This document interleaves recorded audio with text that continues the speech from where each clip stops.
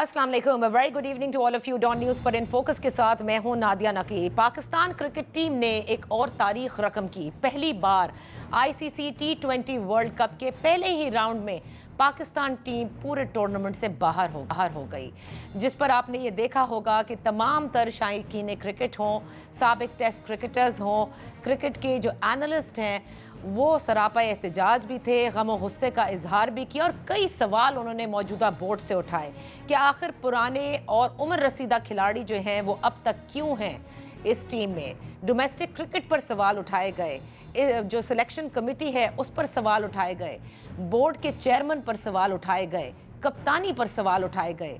शाहिद आफरीदी साहब जो कि फॉर्मर कैप्टन थे पाकिस्तान क्रिकेट टीम के, उनका यह कहना था कि जब बाबर आजम अच्छा परफॉर्म नहीं कर रहे थे तो फिर दोबारा से उनको किस लिए कप्तानी दी गई, और ये सवाल उन्होंने कहा कि सिलेक्शन कमेटी से होना चाहिए।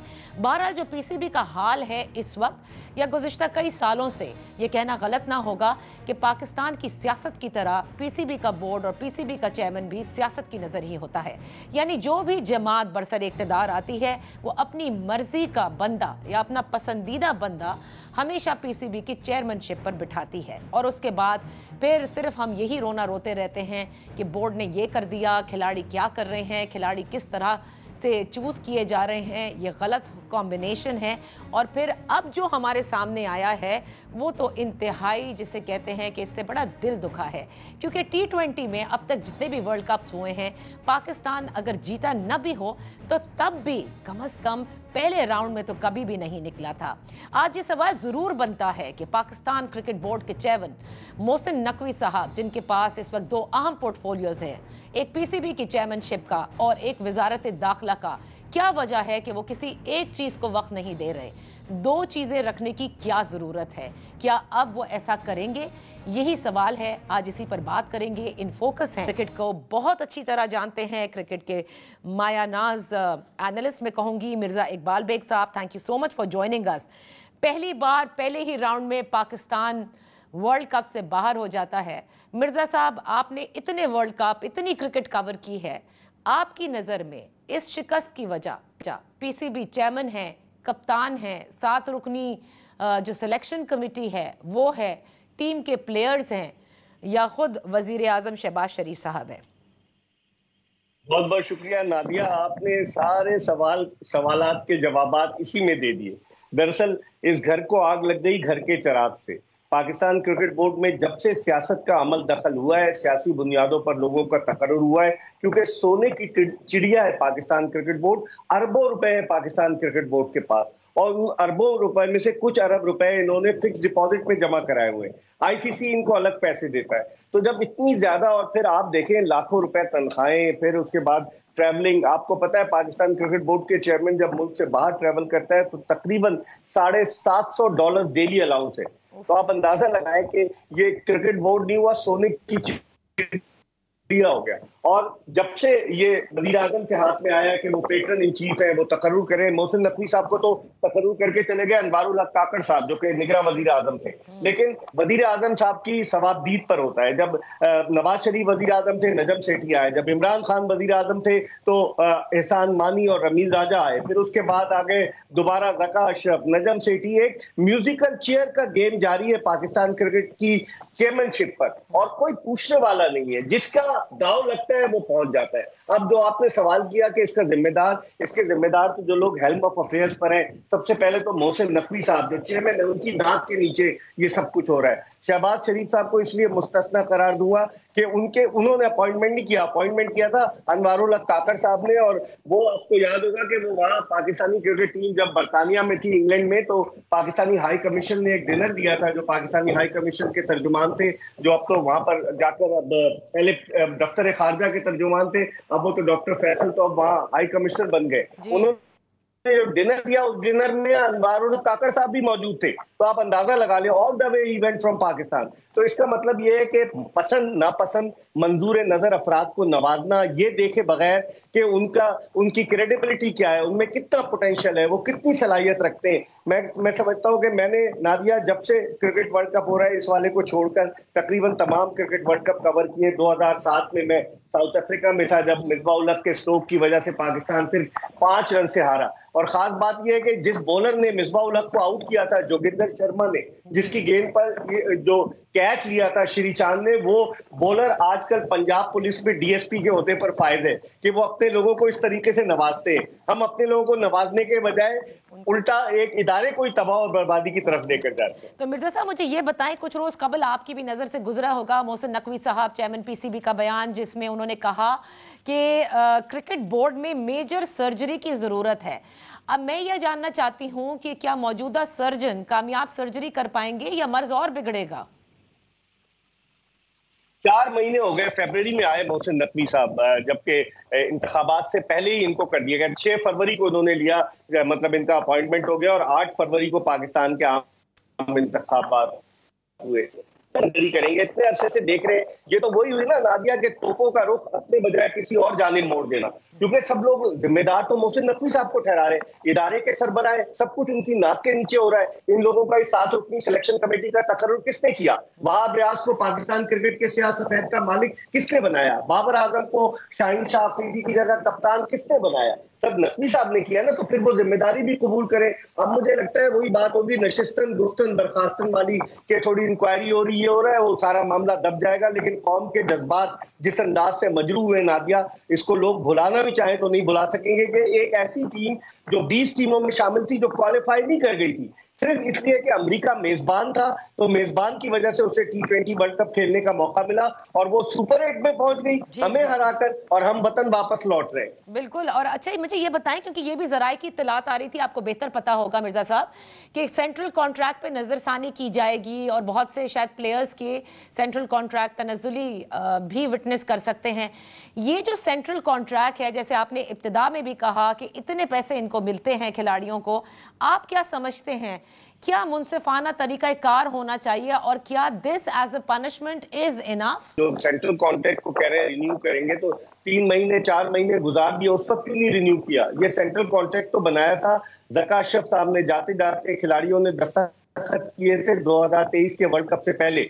और उस सेंट्रल कॉन्ट्रैक्ट में आप देखेंगे जो टॉप के क्रिकेटर हैं उनको 45 लाख रुपए महाना रिटेनरशिप अलाउंस देता है पाकिस्तान क्रिकेट बोर्ड, उनका न्यूमरेशन है। और उसके अलावा दीगर चीजें अलग है, एंडोर्समेंट के अलग पैसे लेते हैं, जो मशरूब साहब इदारे का लोगो लगाते हैं उसके अलग पैसे, बल्ले पे जो लोगो लगता है उसके अलग पैसे, जब बाहर जाते हैं डेली अलाउंस अलग है, ट्रैवलिंग अलग है, रिहाइश के लिए इनको पहले लड़के शेयर करते थे एक जमाने में, लेकिन अब इनको पूरा कमरा मिलता है, फैमिली को भी ले जाते हैं। तो ये जो सेंट्रल कॉन्ट्रैक्ट है, इसके हवाले से पाकिस्तान क्रिकेट बोर्ड को आखिर में क्यों ख्याल आता है जब टीम हारती है? जब टीम जीतती है तो सब अच्छा है का नारा लगाते हैं। मेरे ख्याल में इस पे पहले से इनको गौर करना चाहिए था कि सेंट्रल कॉन्ट्रैक्ट किस तरीके से दिया जाए। अकाउंटेबिलिटी तो होनी चाहिए ना नादिया।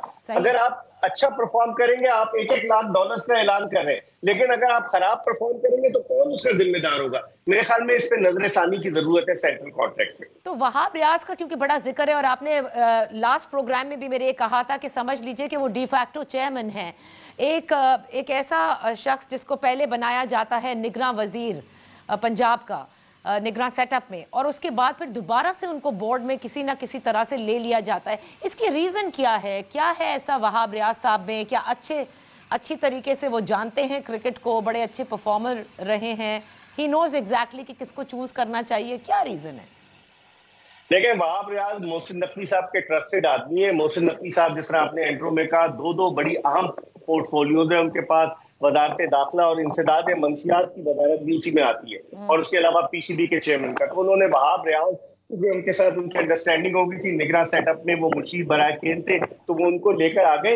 एक मीडियोकर खिलाड़ी जिसने पाकिस्तान की जानिब से नादिया सिर्फ 27 टेस्ट मैचेस खेले, जो गुज़िश्ता साल मार्च तक पाकिस्तान में क्रिकेट खेल रहा था, वो पाकिस्तान क्रिकेट का सियासत, उसके लिए स्पेशल पोस्ट क्रिएट की आपने सीनियर मैनेजर की, आपने 7 रुकनी सिलेक्शन कमेटी बनाई, उसका कोई सरबराह इसलिए नहीं बनाया कि वहाब रियाज उसके गैर एलानिया चेयरमैन होंगे। मोहम्मद यूसुफ ने 90 टेस्ट खेले, पाकिस्तान के कप्तान रहे, तो उन्होंने कहा वहाब रियाज को अगर बना दिया तो शोर मच जाएगा। तो आप उसको क्यों नवाज रहे हैं, ये समझ में नहीं आ रहा। और फिर आपने देखा कि जिस तरह से लोगों ने भी देखा, और मेरे पास भी तस्वीर आई कि जब आप अमेरिका गए हुए, वो वहां प्रैक्टिस भी कर रहे थे पाकिस्तानी टीम के साथ, होटल में भी नजर आ रहे थे, पाकिस्तान की कैप भी लगाए हुए थे, और सोने पे सुहागा ये है कि फैमिली ले जाना जुर्म नहीं है, वो ले गए अपनी फैमिली को। लेकिन क्या हुआ, जब पाकिस्तान भारत के मैच से कबल खिलाड़ी मैदान में जा रहे थे और एक एक बच्चा उनके साथ होता है कौमी तरानों के लिए, तो वहां वहाब रियाज साहब की साहबजादी बाबर आजम के साथ जा रही थी। पाकिस्तान में समझ में आता है, आप पाकिस्तान से बाहर भी इस तरह की चीजें कर रहे हैं। लोगों ने तस्वीरें भेजी हैं, वल्लाह आलम बिल्कुल सही, लोग ऐसे इंफॉर्मेशन तो नहीं दे रहे, लेकिन उन्होंने तस्वीरें भेजी हैं और मुबैना तौर पर वो वहाब रियाज साहब की साहबजादी थी। तो आप इसको फैमिली क्रिकेट बोर्ड मत बनाएं, इसको पाकिस्तान क्रिकेट बोर्ड बनाएं। एयरपोर्ट पे मिलते हैं पाकिस्तान क्रिकेट बोर्ड को, आईसीसी देती है, हमारे पास इतनी सारी चीजें हैं, लेकिन नादिया बस क्या बताएं कि जिसे पिया चाहे वही सुहागन वाली बात है, वहाब रियाज इसीलिए आगे चले गए। यहाँ पर एक ब्रेक लेते हैं, ब्रेक के बाद वापस हाजिर होंगे।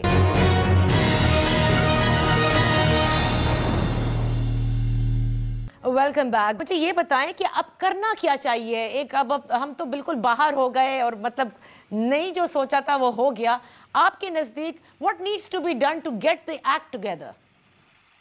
देखिए, सबसे पहले तो आप कप्तान को तब्दील करें। आपका कप्तान डिफेंसिव माइंडसेट का कप्तान है। 2003 के वर्ल्ड कप की मिसाल हमारे सामने, जब साउथ अफ्रीका की टीम बुरी तरीके से हार गई, हालांकि एबी डिविलियर्स, शॉन पोलार्ड जैसे खिलाड़ी मौजूद थे, वो एकदम से ग्रैम स्मिथ को उठाकर ले आए कप्तान। वो गाड़ी चलाते हुए केप टाउन में जा रहे थे और क्रिकेट साउथ अफ्रीका का फोन आया कि आप कप्तानी करेंगे। तो किसी एक ऐसे बंदे को लाया जाए जिसके मफादात ना हो खिलाड़ियों के साथ, जिसका ज्यादा इंटरेक्शन ना हो, क्योंकि वहाब रियाज पे इन पे बाबर आजम पे दोस्ती यारी का इल्जाम लगाया जाता है। एक तो वो, दूसरे आप 7 रुकनी सिलेक्शन कमेटी खत्म करें। ऐसे लोग लाए, 4 या 5 रुकनी सिलेक्शन कमेटी लाए जो एहतसाब करें।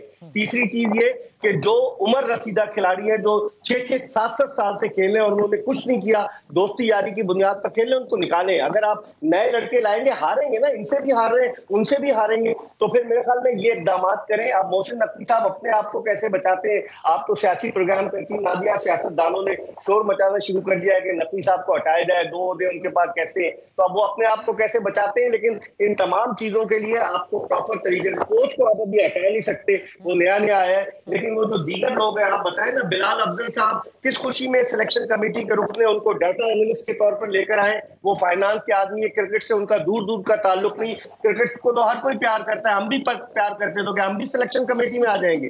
तो ये सारी चीजें अगर सही करें तो फिर उसके बाद ही मामला दुरुस्त हो सकता है। अच्छा, तो मिर्जा साहब आपने ये तो हमें बता दिया, लेकिन मैं एक चीज जानना चाहूंगी कि कप्तानी के हवाले से बड़े लोगों ने, हमने देखा सोशल मीडिया पे भी लिखा कि देखिए जैसे बाबर आजम अच्छे परफॉर्मर है, अगर वो उन्हें कप्तानी न दी जाए, लेकिन शायद हमारे यहाँ ये होता है कि सीनियर प्लेयर है उसको कप्तान बनाओ वरना नाराज हो जाएगा। क्या यही तरीकाकार होता है हमारे यहाँ? बिकॉज हमेशा आप देखें कि जितनी भी टीम्स हैं, ऑस्ट्रेलिया हो गई, इंडिया हो गई, जैसे जैसे उन्होंने कप्तानी अच्छे प्लेयर से, जो उनके परफॉर्मर्स हैं, उनसे हटाई है, वो अपनी परफॉर्मेंस पर बड़ी जबरदस्त दिखा रहे हैं, and once they become a captain उनकी परफॉर्मेंस खत्म हो जाती है।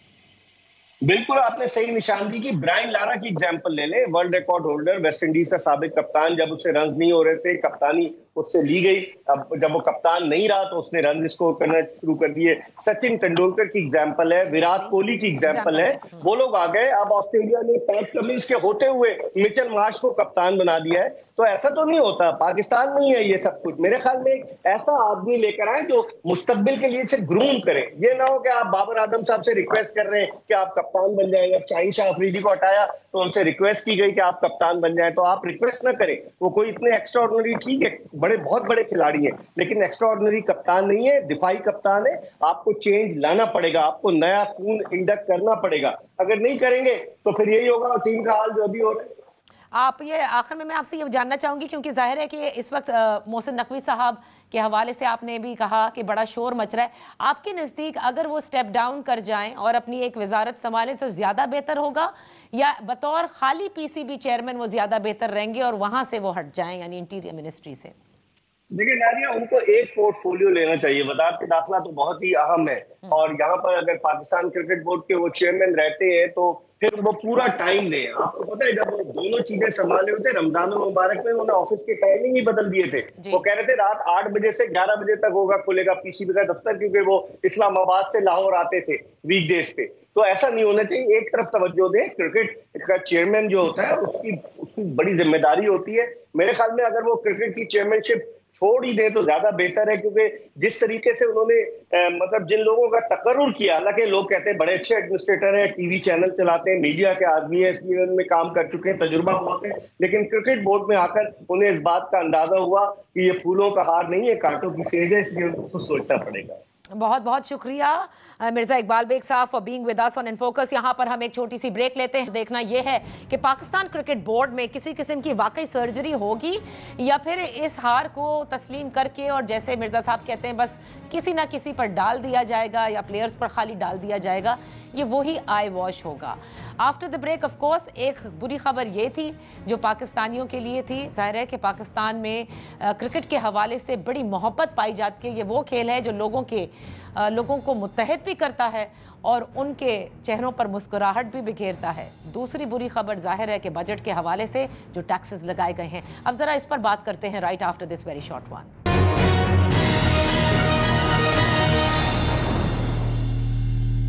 Welcome back. गुज़िश्ता रोज़ वज़ीर आज़म पाकिस्तान ने एक खुसूसी सनतकारों के लिए सनत की फ़रोग़ के लिए बिजली के निर्ख बढ़ाने का ऐलान किया। कहा यह तारीख़ी पैकेज है और सनतों के लिए उन्होंने कहा कि बिजली की कीमत 10 रुपये 69 पैसे सस्ती की गई है, जिससे बताया जाता है कि सनतों के ऊपर 200 अरब रुपए का बोझ जो है वो कम होगा। इसी के साथ नेपरा ने मंजूरी दी है आम आवाम के लिए जो बेस टैरिफ है उसे बढ़ाने की, और ये बेस टैरिफ बढ़ाया जाएगा यानी बिजली का 5 रुपये 72 पैसे।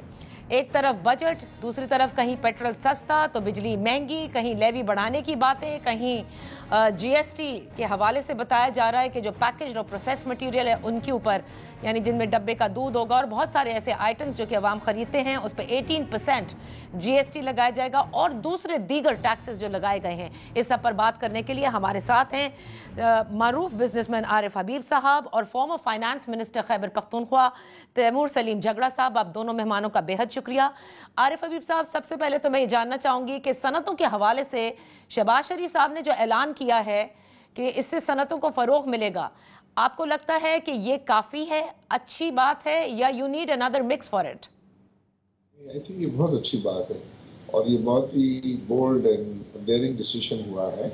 और इस वक्त चूंकि सारी सनतें जो है वो बहुत ज़्यादा अंडर प्रेशर हैं because of high energy cost, तो पाकिस्तान जो है वो एनर्जी कॉस्ट के मामले में रीजन में जो है वो बहुत ज़्यादा इनकॉम्पिटिटिव था और इसकी काफ़ी अरसे से ज़्यादा ये इंडस्ट्री इसको डिमांड कर रही थी, पर्टिकुलरली एक्सपोर्टर्स, और इसको जो है वो उन्होंने फाइनली अनाउंस कर दिया है। मैं समझता हूँ उसका एक बहुत अच्छा इम्पैक्ट होगा ऑन वायबिलिटी ऑफ इंडस्ट्रीज, वरना यहाँ पाकिस्तान में इंडस्ट्रीज जो है वो बंद हो रही थी क्योंकि एक ये था हाई इंटरेस्ट रेट था। इंटरेस्ट रेट के सिलसिले में भी जो है वो monetary policy committee state bank की उन्होंने भी 1.5% जो है वो रिड्यूस किया है। आई थिंक वो भी एक वेलकम डेवलपमेंट है।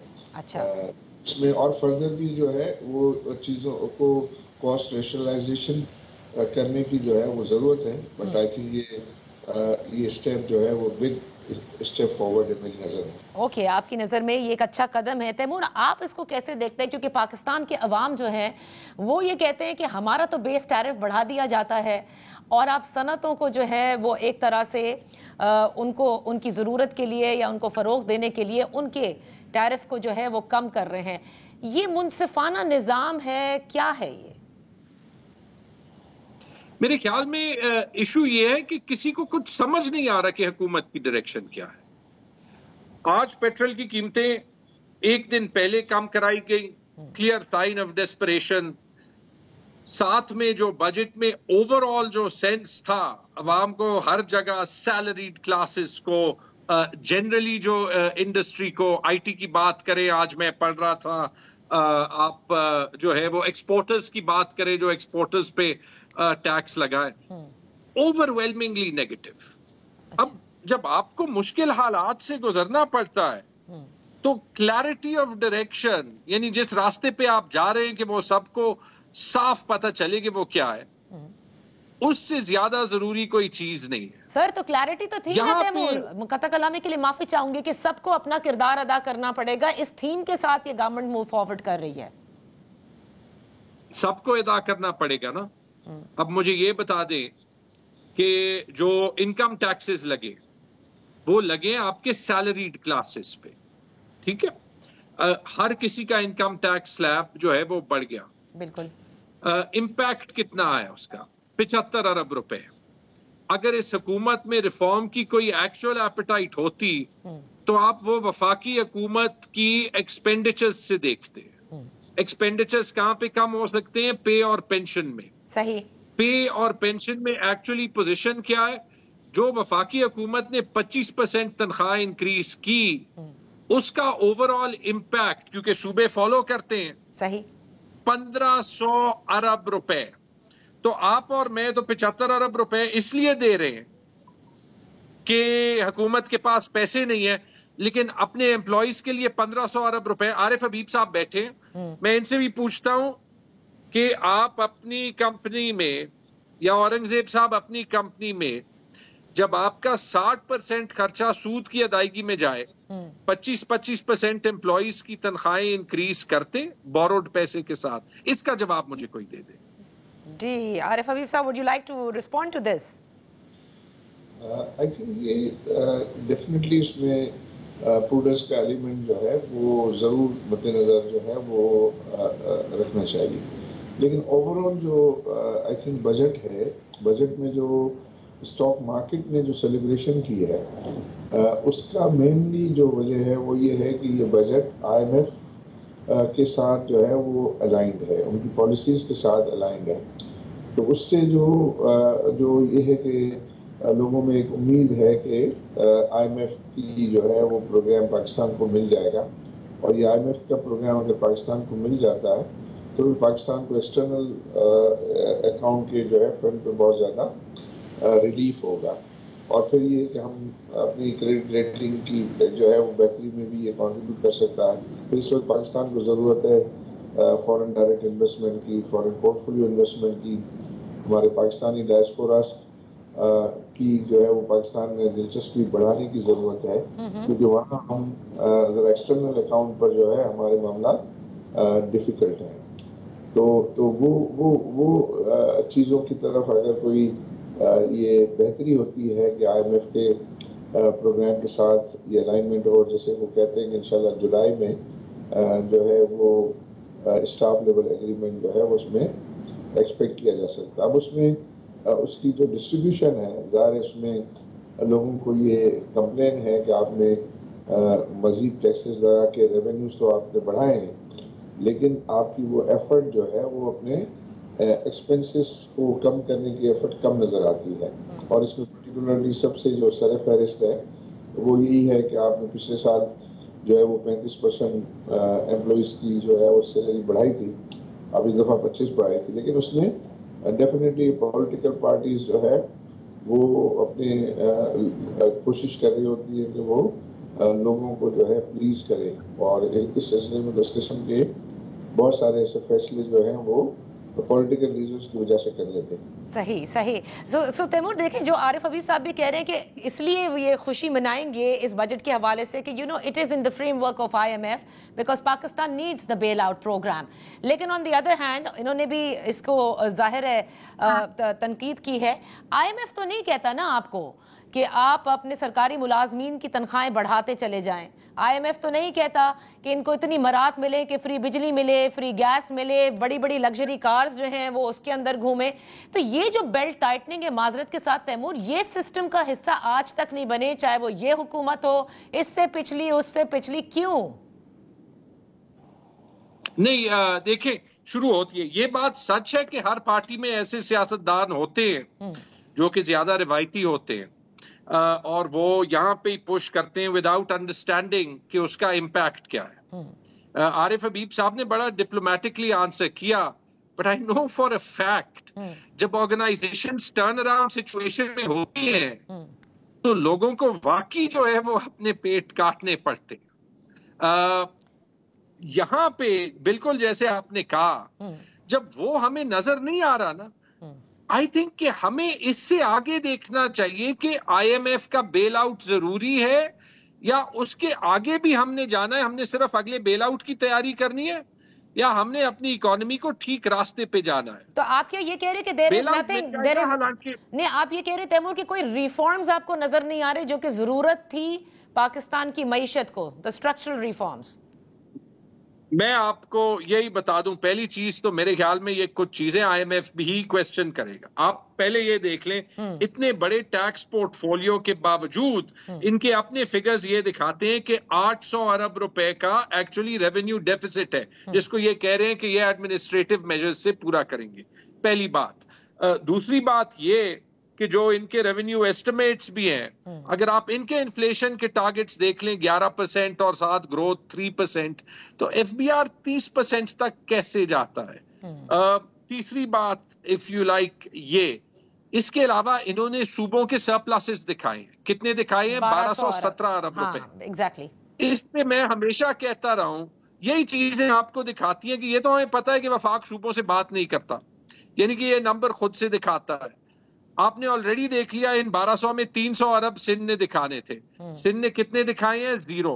पंजाब को 700 दिखाने थे, उन्होंने दिखाए 600 है। जिस किस्म का बजट उन्होंने दिखाया है, मुश्किल लगता है कि 100-200 अरब से ज्यादा उनका सरप्लस होगा। केपी ने 100 अरब दिखाया है, लेकिन केपी को जो 100 अरब एनएचपी के नहीं मिलेंगे, लिख के ले लें, और जो 70 अरब कबायली अजला के तनख्वाहों के नहीं मिलेंगे, जो मैं पिशावर के टैक्स के पैसों से दूंगा, हालांकि वो वफाक की जिम्मेदारी है, तो केपी सरप्लस नहीं छोड़ने की पोजीशन में होगा। एंड में क्या होगा? ये आपका जो प्रोविंशियल सरप्लस होगा, ये 300-400 अरब रुपए से ज्यादा हो ही नहीं सकता। 700-800 अरब रुपए मजीद हुकूमत को कहीं से ढूंढने पड़ेंगे। कहां से आएंगे? मिनी बजट इतना बड़ा सा नजर आ रहा है। और जब हम कहते हैं ना कि हमें प्रिडिक्टेबिलिटी चाहिए, उस प्रिडिक्टेबिलिटी के लिए अपने आप के साथ तो ऑनेस्टी हो। अगर इनका अखराजात का कम करने का कोई इरादा होता तो बजट के फिगर्स में तो दिखाते ना कि पेंशन 25% से नहीं इंक्रीज करेगी, 5% से इंक्रीज करेगी, हमें बाकी उस पे काम करना है, लेकिन हम कर देंगे। ये जो कह रहे हैं कि हम 2 महीनों में गवर्नमेंट की रिसाइजिंग का काम करेंगे, तो दिखाते कि जी हमने हुकूमत का कॉस्ट जो है वो इतना कम करना है, वो नजर नहीं आ रहा। और मुझे जो नजर आ रहा है वो ये है कि नादिया, एक बार फिर हम 2 साल बाद इसी साइकिल में बैठे होंगे। हमने सिर्फ अपनी जमहूरियत को और अपनी आईन को और भी नुकसान पहुंचाया होगा। And the next cycle will be even more difficult than this. यहां पर एक ब्रेक लेते हैं, ब्रेक के बाद वापस हाजिर होंगे।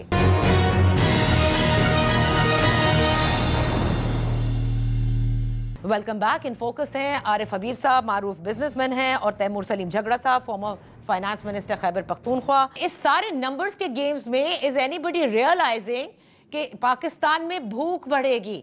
पाकिस्तान का मिडिल क्लास पहले ही स्क्वॉश्ड है, वो बिल्कुल खत्म होगा। बच्चे स्कूल नहीं जा सकेंगे, लोग अपने बच्चों को अच्छी तालीम नहीं दे सकेंगे, अच्छा खाना नहीं दे सकेंगे। तो ये भी तो देखना है। We are just running after a bail out package, but about the people of Pakistan over here, which is most important. Arif Habib sahab, मैं आपने क्योंकि एक्सपोर्टर्स की बात की, 1% टर्नओवर टैक्स रेज टू 39%, इसको कैसे देख रहे हैं? देखिए, जो 1% बनता था वो कुछ about 15% of the profit before tax के करीब बनता है। हमने अपनी जो रिसर्च टीम है उसने उसको देखा, तो इसका मतलब ये है कि ये 29% जो रेट हो गया है, इसका मतलब ये 1% से 2% उनका हो गया। लेकिन वो जो 1% या 2% जो है वो विदहोल्डिंग टैक्स था, उसके अगेंस्ट फिर एक्सपेंसेस वगैरह जो है वो डिडक्टेबल जो है वो नहीं होते थे। तो लेकिन ये जो टैक्स है ये तो मेनली प्रॉफिट अगर बिफोर टैक्स होगा तो उसकी बेसिस पर होगा। और आपने अपने इब्तिदाई में ये कहा कि जो एनर्जी की प्राइस जो है वो रिड्यूस की है, जो 10 रुपये कुछ पैसे, वो तकरीबन 200 अरब रुपए जो है वो का बेनिफिट है इंडस्ट्री को। और उसकी जगह जो उन्होंने ये टैक्स बढ़ाया है ये तो बहुत ही कम है, इतना ज़्यादा जो है उसका अमाउंट जो है वो बनता नहीं है। तो उसमें ये है कि डेफिनेटली हम जो एक्सपोर्टर्स हैं उनको नाराज ना करें और उनके साथ डायलॉग के साथ जो है, अगर कोई उसके अंदर अप्रोप्रिएटली जो है वो रद्दोबदल करना है तो जरूर करें, लेकिन हर सेगमेंट को मैं समझता हूँ कि इसमें कंट्रीब्यूट करना है। पाकिस्तान जो है वो डिफिकल्ट हालात में है, तो इसको तो हम चीज़ जो है वो बिल्कुल बिलीव करते हैं कि सबको कंट्रीब्यूट करना है। कुछ एरियाज और कुछ सेक्टर्स ऐसे हैं कि जो है वो उसमें खातिर ख्वाह जो है वो एफर्ट नज़र नहीं आती। फॉर एग्जांपल एग्रीकल्चर जो है वो सर फहरिस्त है, फिर अगेंस्ट जो है वो रिटेलर्स का एरिया है, वो भी उस पर भी कोई बहुत ज़्यादा एफर्ट जो है वो नज़र नहीं आती। लेकिन देखिए जो टैक्स होता है ना, उसका तो आखिर में नंबर आता है। अगर प्रॉफिट बिफोर टैक्स है और उसमें अगर थोड़ा सा टैक्स जो है वो ज़्यादा भी आप देते हैं तो उसको बहुत ज़्यादा मेन चीज़ है कि कॉस्ट ऑफ प्रोडक्शन को जो है वो फैसिलिटेट करना है। जैसे एनर्जी प्राइस घटाना या इंटरेस्ट रेट जो है वो घटाना, ये ज़्यादा इम्पोर्टेंट है।